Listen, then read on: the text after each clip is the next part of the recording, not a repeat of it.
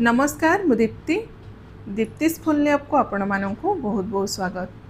खरा दिन आज आम गोटे स्पेशल ड्रिंक बनइबा जोटा पिलाठू नहीं कि बड़ माने समस्त को पसंद आसीबो। आउ ए जो ड्रिंक्स रे ना आज आम चीनी व्यवहार करवानी जोटा हेल्दी सहित टेस्टी भी रहिबो। थरे जदि आपण ए ड्रिंक बनै कि पीदेबे ना आइसक्रीम कोल्ड ड्रिंक्स पीवा भूली जिवे, बहुत ही टेस्टी लगे पीवा पाई। तो आशा करुच्ची रेसिपीटी समस्त को पसंद आसीबो। स्किप करंतुनी बिल्कुल भी पूरा वीडियोटी को आपण देखंतु।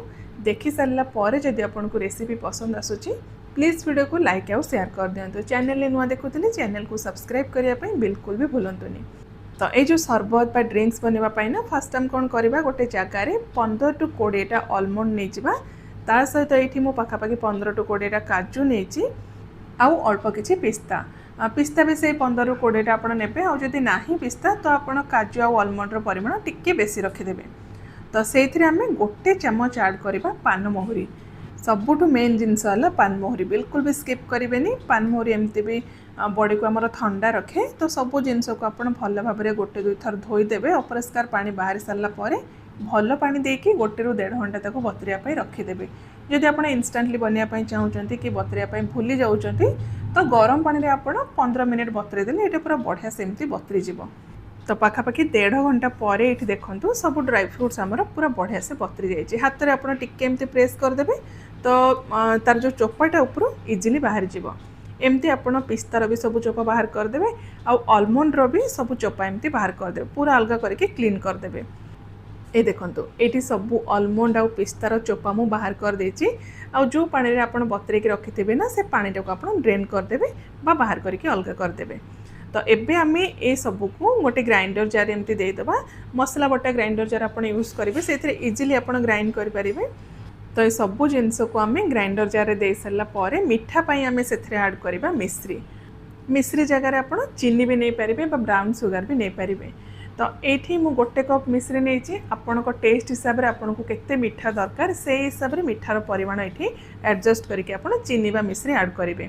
नेक्स्ट आम ए गोटे पिंच ऐड करवा केसर। यहाँ पूरा ऑप्शनल अच्छी, जदि अच्छी आप ऐड करूँ तार फ्लेवर बहुत बढ़िया आसो। तापर ये मु 2 रू 2.5 चम्मच नहीं कस्टर्ड पाउडर जोटा वैनिला फ्लेवर रे यूज करी। आदि कस्टर्ड पाउडर नहीं ता जगह आप 2 चम्मच कॉर्नफ्लोर भी नहीं पारे। तो ये सबू दे सारा पर ए अधा कप पाखापाखि कंचा क्षीर बा सीझा क्षीर जहाँ अच्छी आपड़ एकी पूरा एमती चिकण करके बाटिदेवे। खंड खंड बा दरदरा जमती न रहा आप ध्यान रखिए, पूरा एमती फाइन करके बाटिदेवे। तो यहाँ को एबे साइड रखीदे पर यूज करवा। नेक्स्ट ये देखो जेली रो गोटे रेडीमेड पैकेट नहीं, बहुत अलग अलग ब्रांड रो अलग अलग फ्लेवर आसूची। मुझे रसबेरी फ्लेवर यूज करी, आपन को जो फ्लेवर पसंद आपन से फ्लेवर जेली यूज करें। तो यार जो पछपटे ना तार इंस्ट्रक्शन दे थाए केमती आप बनइबे, से इंस्ट्रक्शन को आपण फॉलो करके देखिए आप जेली रेडी करेंगे। तो फर्स्ट या भितर आपड़ एमती 2टा पैकेट आपको मिल, 2टा पैकेट को गोटे जगह को आप बाहर करदे। इंस्ट्रक्शन हिसाब से आप बनइबे। से जो पाउडर 2टा को आप भल भाव एमती गोटे जगह फर्स्ट मिक्स करदे। नेक्स्ट ये जो पाउडरटा को आम गरम पानी रे देकी भल भाव मिक्स हवा जाए फुटेबा। तो ये देखो गोटे ससपैन रे 500 ml मु पानी गरम करुँची, जमती पैकेट पछपटे इंस्ट्रक्शन अच्छी से हिसाब से मुझे बनाऊँगी। तो पानी आपणकर जितेबाला टिके गरम होपर से जो पाउडर आप मिक्स करके रखिथे से पाउडर को एथरे देके कंटिन्यू मिक्स करेंगे। आउ मिनिमम 1 रू 1.5 मिनिट जाए यहाँ फुटेबे। बेसी टाइम फुटेबा बिल्कुल भी दरकार नहीं। जमती आपणकर जो से पाउडरटा भल भाव मिक्स हो पानी में से स्टेज जाए आप यहाँ फुटेबे। तो ये देखो पूरा बढ़िया से पाउडरटा मिक्स हो जाए पानी सहित। तो ये आम गैस फ्लेम को बंद करदे। आ जो पानीटा को आम गोटे एमती बड़ जगह को ट्रांसफर करदे। गोटे थाली को मुझे ट्रांसफर कर देछि, जेहेतु पतला करके मु बनइबे एमती चौड़ा जगह को ट्रांसफर करिछि। आपण जेकोसी मोल्ड रे हो बा छोट छोट बोल रे भी सेट करि पारिबे। तो थाली रे एमती सब जो जेली रो पानीटा को ढाली सारला परे ताको आधा घंटा पई नले 1 घंटा पई फ्रिज रे रखिदेबे। आधा घंटा भितर आपणकर जेली पूरा बढ़िया से सेट हो जिवो। तो से टाइम भितर ये देखो ये मु 2 बड़ चम्मच नहीं सब्जा सीड जोटा को नंडा बगुली बोली कहुए। आ खरा दिन ना यहाँ हूँ सबुठ बेस्ट जिनस जोटा पेट को आपणकर ठंडा रखिबो।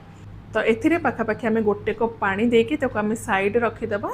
बेसी टाइम नहीं 5 मिनिट भितर ये जो नंडा बगुली बा सब्जा सीडटा पूरा बतरिकी फुली जिवो। तो नेक्स्ट आम कौन करवा ना ये देखूँ अधा लिटर पाखापाखि पानी को मुझे फुटे देती जोटा पूरा बढ़िया से फुटी जाइए ना आम अधा कप सरू दाना बा पतला दाना वाला साबुदाना नहीं आम से पानी ऐड करवा फुटुवा पानी आम ऐड करवा मोटा सागु बा बड़ सागु भी आप यूज करेंगे किंतु से कौन हुए ना सीझापी टी टाइम लगे से मुझे पतला सागु यूज करा को आप मीडियम फ्लेम रखिकी सागुदानाटा एमती पूरा ट्रांसपेरेंट हवा जाए फुटेबे बेसी टाइम लगेनि 10 रु 12 मिनिट भितर यहाँ पूरा बढ़िया से एमती कुक हो सीझीज देखूँ ये पूरा आमर सागुदाना ट्रांसपेरेंट हो जाए बेसी ये कुक करवा दरकार नहीं गैस फ्लेम को ये बंद करदे ये जो सागुदाना को एमती गोटे जाली बाहर करदे तार जो एक्सट्रा पानीटा बाहरी जीव देन आम ए ठंडा पानी देके ये जो सागुदानाटा को भल भाव में धोईदे जहाँ भी एक्सट्रा स्टार्च थी से सब बाहरी जीव आ सागुदानाटा आमर गोटा गोटा होकर रही ना जदि फ्रीज पानी बा पूरा चिल वाटर सागुटा को धोइबे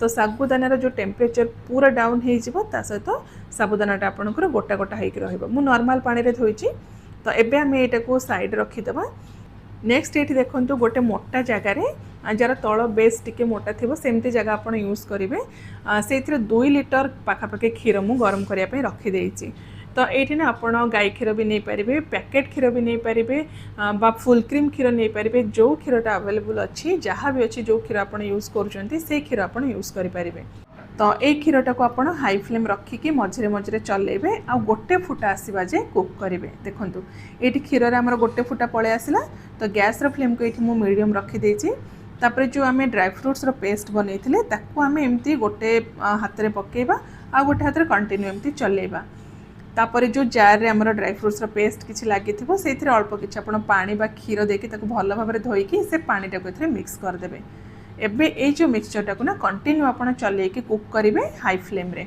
जेहेतु ड्राई फ्रुट्स पेस्ट और कस्टर्ड पाउडर ए मिक्स होती तले लगे जबार चान्स रही आप कंटिन्यू चलेकी ये कुक करेंगे तो बेसी टाइम लगभग वीडियो देखिए आपको लगुवा बहुत लंबा प्रोसेस किंतु जितेबाला आप ये प्रैक्टिकली बनइबे ना तार जो प्रिपरेशन टाइमटा टिके लगे आधा घंटा रु 45 मिनिट किंतु तार जो आउटपुट आसो ना आप पूरा खुशी होइजिबे तो देखो एमती आप 10 रु 15 मिनिट को फुटेबे जितेबाला जे आपणकर जो क्षीरटा एमती टिके थिक न होइजे ठंडा हो सारा पर यहाँ टिके थिक हो बेसी आप बहलिया करेंगे तो एबे ये मु गैस फ्लेम को बंद कर देछि टोटल 15 मिनिट मुझे फुटेछि तापर ये जो क्षीरटा को ना पूरा आम ठंडा हाँपाई छाड़ीदबा तो नेक्स्ट देखो जेली आमर पूरा बढ़िया से सेट हो जाइए ताकू एबे आम एमती छोट छोट पीस रे काटिदबा जेमती साइज रो बा जेमती शेप रो आपण चाहूचंती काटि परिबे मुझे पूरा छोट छोट क्यूब शेप रो काटिछि आउ ए जो जेलीटा को ना आपड़ एज इट इज पिला मानकु दे पारिबे खाइबा बहुत खुशी हेबे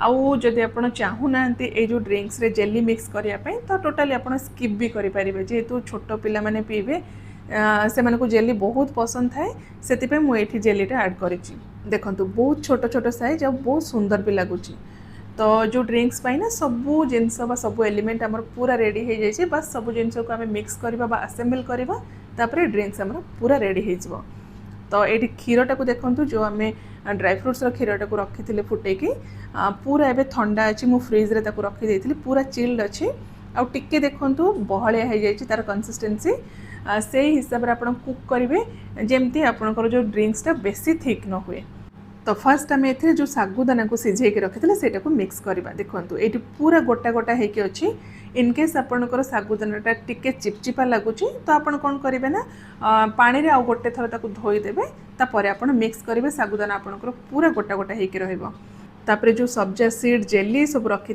से सबको आम मिक्स करवा आउ सब्जा सीड साबुदाना जेली आपणकर टेस्ट हिसाब से आप कम बेसी करके मिक्स करें जमती जो जिनसटा आपन को बेसी पसंद से हिसाब से तार जो परिमाण कम बेसी करके आप मिक्स करें आईटी ना जदि आप चाहिए आइस क्यूब भी मिक्स करेंगे जेहेतु क्षीर मोर पूरा ठंडा अच्छी आइस क्यूब ये मिक्स करवा बिल्कुल भी दरकार नहीं आउे आइस क्यूबटा मिक्स करदे कौन हुए ना यार जो टेस्टा टिके चेंज हो जाए से क्षीरटा को आप पूरा ठंडा करदे तापर सब जिनस मिक्स करके सर्व करेंगे आइस क्यूब ए ऐड करेंगे तो ये देखो आम ड्रिंक्स पूरा रेडी हो गला आपण को हिसाब रे मिठा बा जो जिनस आपन को बेसी पसंद से हिसाब रे सब जिनस कम बेसी करके आपण मिक्स करके एटा को सर्व करि परिबे आउ ए स्टेज रे जदि आपन को लागुच एटा बेसी बहलिया हो जाय छै तो आपण को हिसाब रे आपण एथरे अल्प किछि सिझा क्षीर मिक्स करके तार जो कंसिस्टेंसी को आपण एडजस्ट करि परिबे।